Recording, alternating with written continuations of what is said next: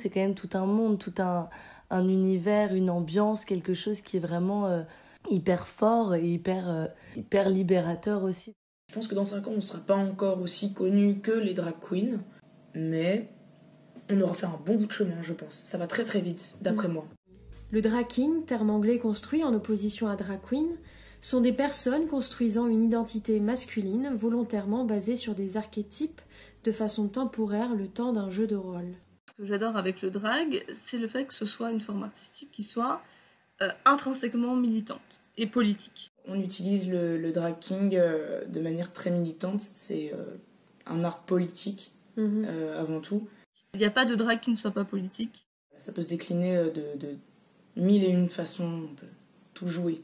En l'occurrence, le terme king est hyper important à mes yeux parce qu'il s'ancre dans une histoire très particulière. Déjà, le king a été inventé par des meufs lesbiennes butch, des mecs trans, des personnes non-binaires assignées femmes à la naissance. Donc faut pas effacer ce mot.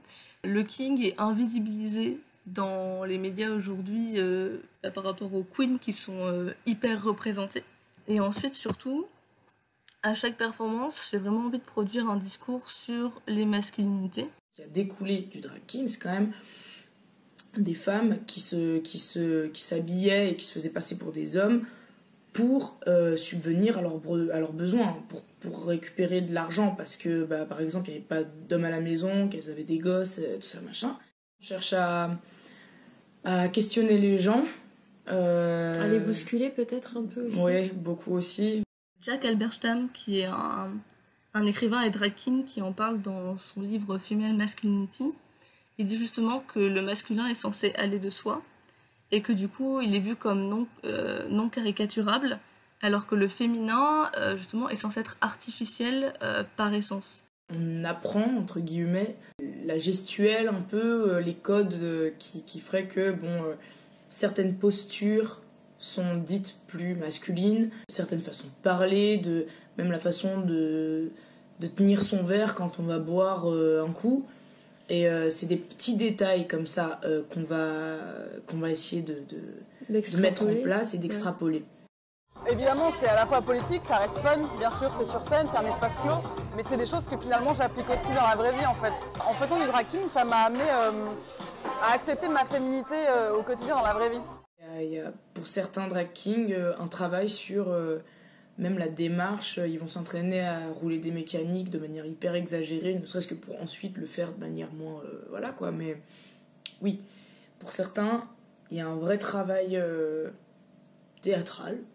Pour moi, le drag king, c'est d'abord de la pratique de corps entre personnes, de la transmission de richesse. Je prends des ciseaux et puis je me fais sur le côté, les petits endroits où ça dépasse, si je veux une barbe plus ou moins fournie. Après, il y a des drag kings qui ont des barbes en paillettes, d'autres des barbes en plumes.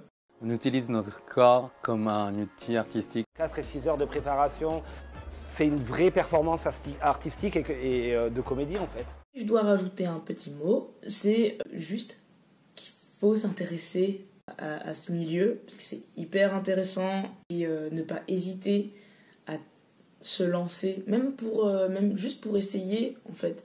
Et du coup, ne surtout pas hésiter à se lancer là-dedans, parce que c'est vraiment super. Faites du drag king.